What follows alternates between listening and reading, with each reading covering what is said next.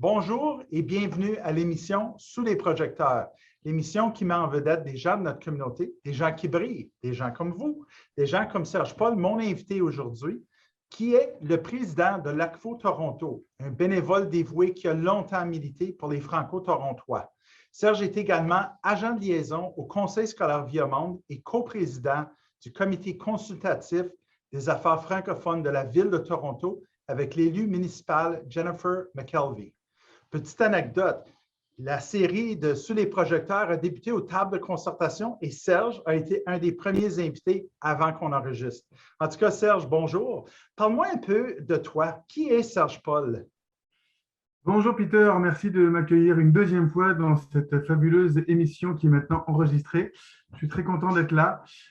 Serge Paul, en quelques mots, c'est un immigrant de France qui est au Canada depuis 22 ans maintenant, qui est arrivé en 2000. Juste pour la petite anecdote, je suis né en Iran d'un papa français et d'une maman égyptienne. Petite chose que parfois les gens ne savent pas et que j'aime bien dire.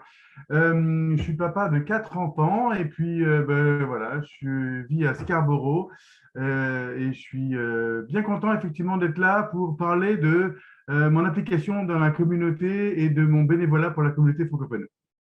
Bien, j'ai appris quelque chose sur toi que je ne savais absolument pas aujourd'hui.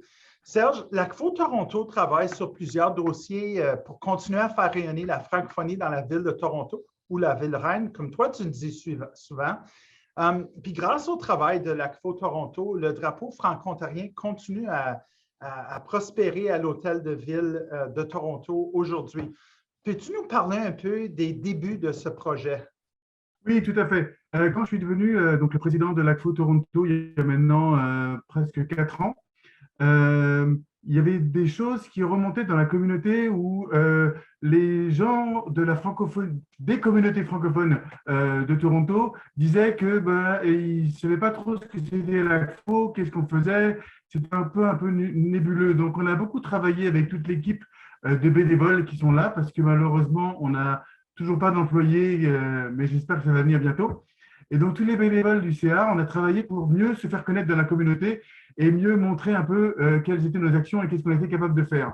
Donc, pour ceux qui ne connaissent pas, allez voir sur Facebook, sur Twitter, vous allez voir que je suis pas mal actif, peut-être un peu trop parfois. Et en fait, ça nous a permis de pratiquement quadrupler le nombre de personnes qui suivaient ce qui se passait à l'ACFO. Et il y a beaucoup de gens qui sont venus vers nous en nous disant « Hey, j'ai entendu parler de ça, est-ce que vous pouvez me faire ?» Donc, il y a eu une multiplication de gens qui nous ont suivis, mais une multiplication de gens qui sont venus nous voir pour nous demander de l'aide.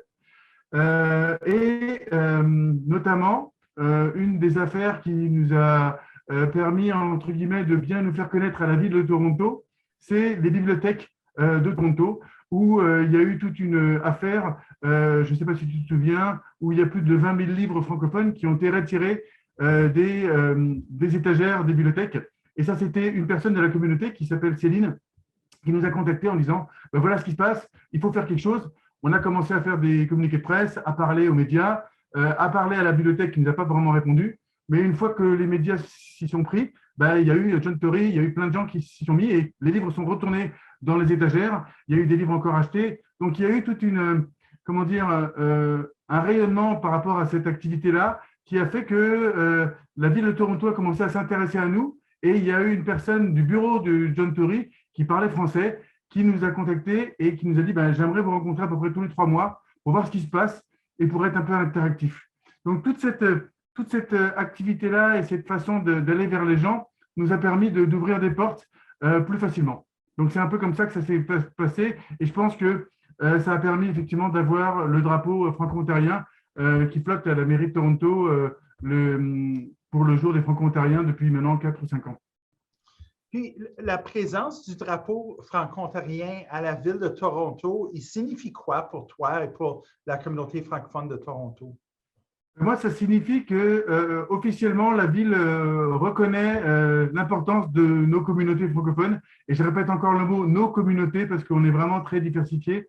Il y a plus de 32 pays qui parlent francophone et qui sont représentés ici à Toronto.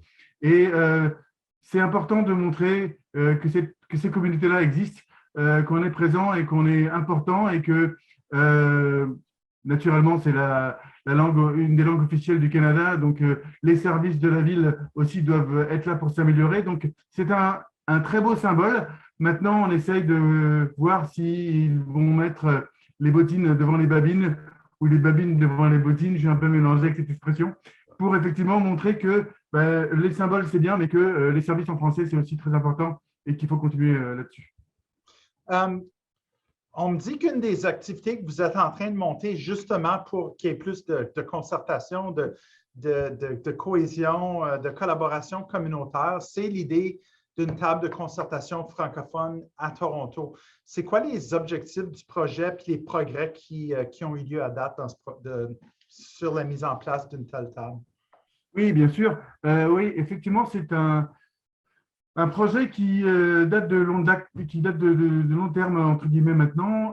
Il y a eu des tables de concertation qui ont existé dans le passé et qui n'ont pas forcément duré, qui étaient beaucoup des tables de concertation où les gens venaient échanger des informations et ça s'est très vite, c'est tombé à l'eau, entre guillemets. Et puis, en assistant aux différentes tables de concertation et les tables ACFO présidées par l'AFO, il y a eu plein de ressources qui m'ont été données pour bien monter une table de concertation et quel était le but, et que c'était plus une table de travail que plutôt une table d'échange et travailler toute cette collaboration. Donc, on a beaucoup regardé toutes ces ressources-là et puis on vient de faire une demande pour embaucher un coordinateur et avoir une personne qui puisse s'occuper de ça à temps plein, parce qu'en tant que bénévole, c'est un peu difficile. Et on va travailler en fait sur cet exemple-là et sur ces ressources-là, sur ce modèle, voilà ce que je cherchais comme terme, de table de concertation où on veut que tous les gens qui sont autour de la table travaillent en commun et ce soit une table de travail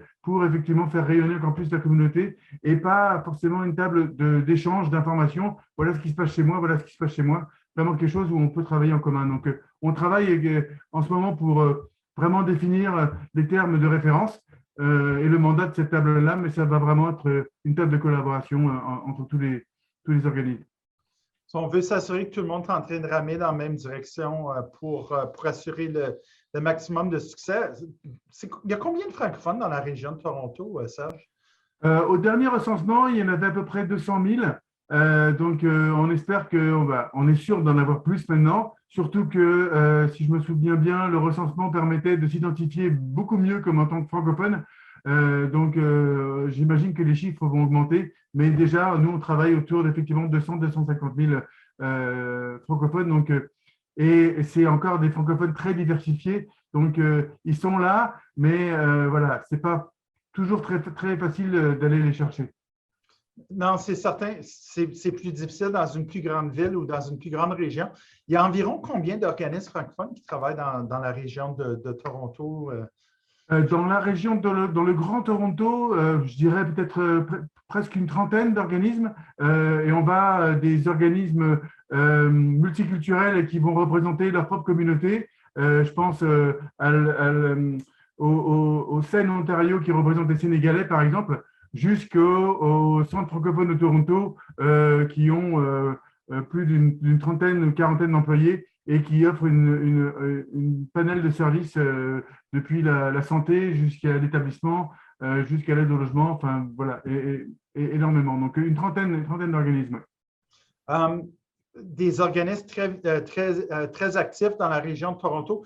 Quand tu me parles de tout ça, une des questions que j'ai pour toi, c'est quels appuis que vous avez besoin pour bien mener un projet comme celui-là, pour assurer le maximum de succès? C'est vraiment, encore une fois, j'ai parlé des ressources que l'AFO propose sur son site web. Ça, c'est déjà très complet, il y a beaucoup de choses. Mais je pense que au moment où on va avoir les fonds et on va avoir la personne qui va être là, on va avoir besoin d'une assistance pratiquement, je dirais pas journalière, mais à la semaine où on peut aller vous poser des questions et je sais que vous avez mis en place beaucoup de tables de concertation. La dernière, si je ne me trompe pas, c'était à Durham, où effectivement, ça s'est même très, très bien passé et ça a eu beaucoup de succès.